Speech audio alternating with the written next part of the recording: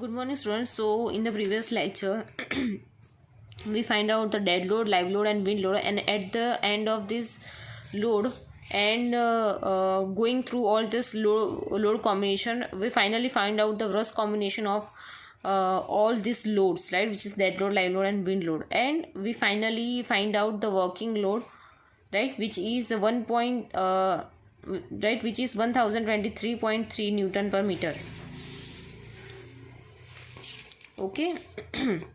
So we convert into the kilonewton per meter, which is 1.023 kilonewton per meter, right? So here I already told you that what are the steps to find out the design of purlins, right?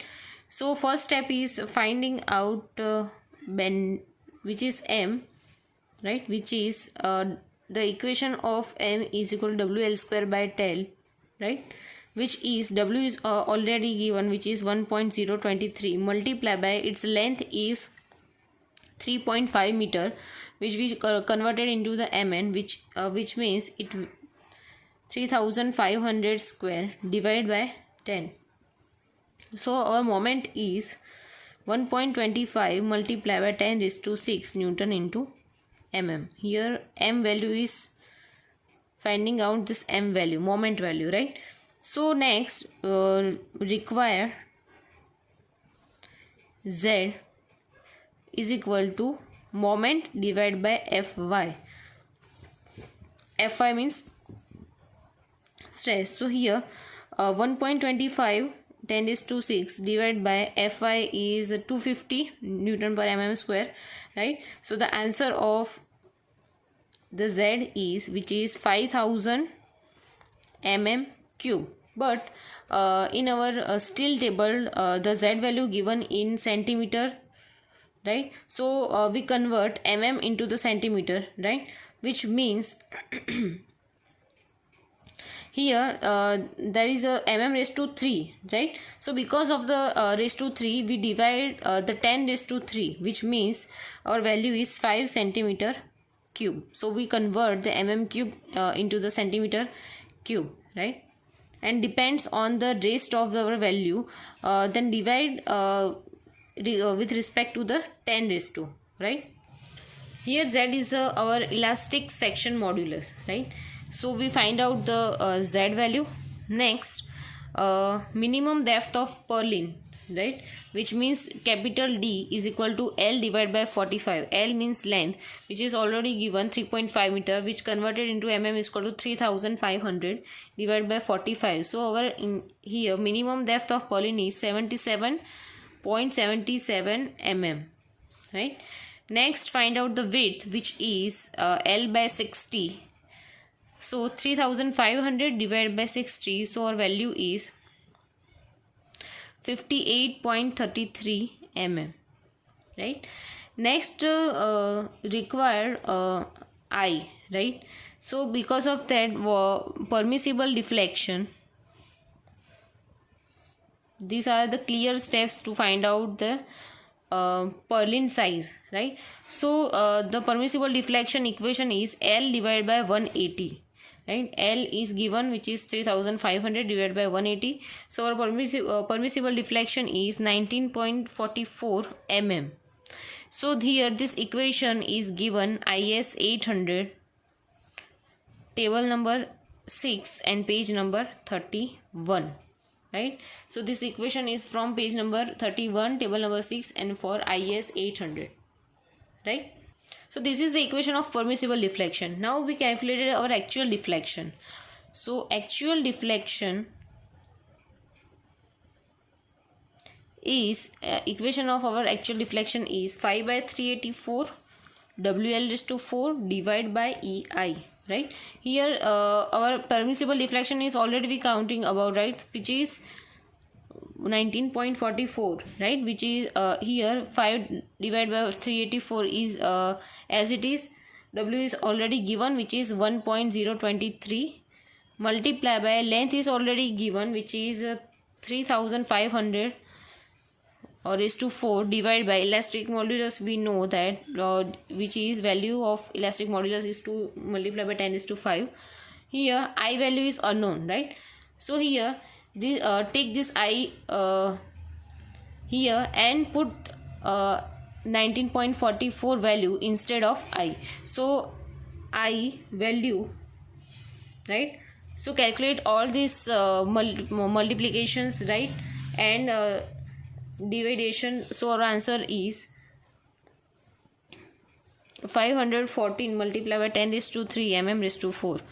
Now we know that in our steel table all the values given in centimeter, right? So convert this mm into the centimeter raised to 4, and then our answer is 51.4 centimeter raised to 4, right?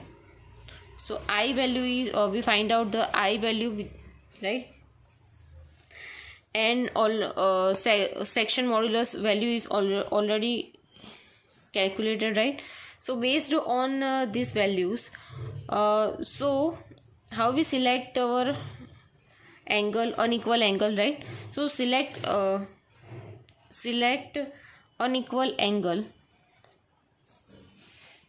For that we follow this criteria, which means first criteria is depth of the unequal angle which is greater than 77.77 mm, width is greater than 58.33 mm, right?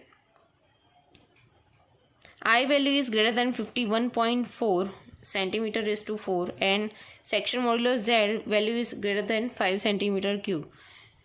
These all are the values we calculated, but we already we select that type of angle sections which will carry already these values are already we are calculated, right? So angle should be such that this all values more than these values, right? So because of that we choose from the steel table, right?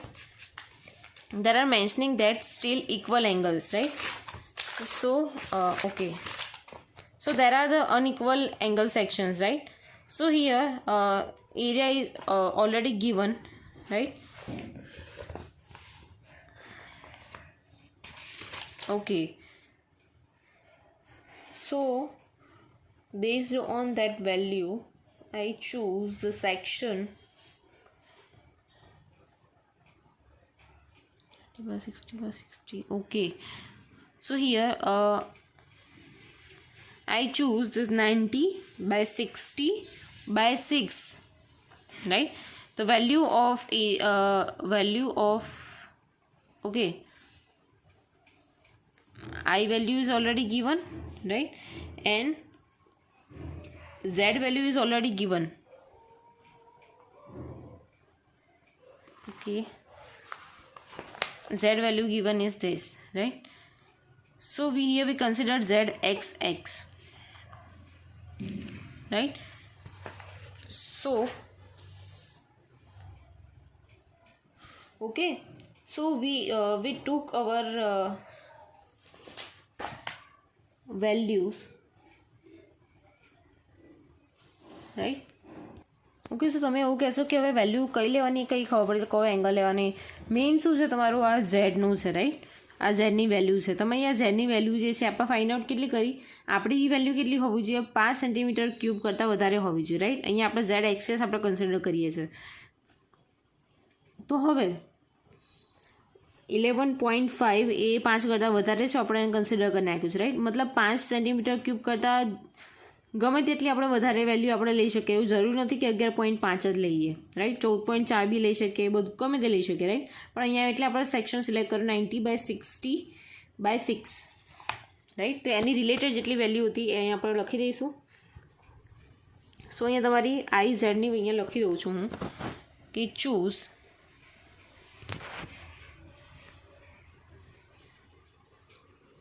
Okay.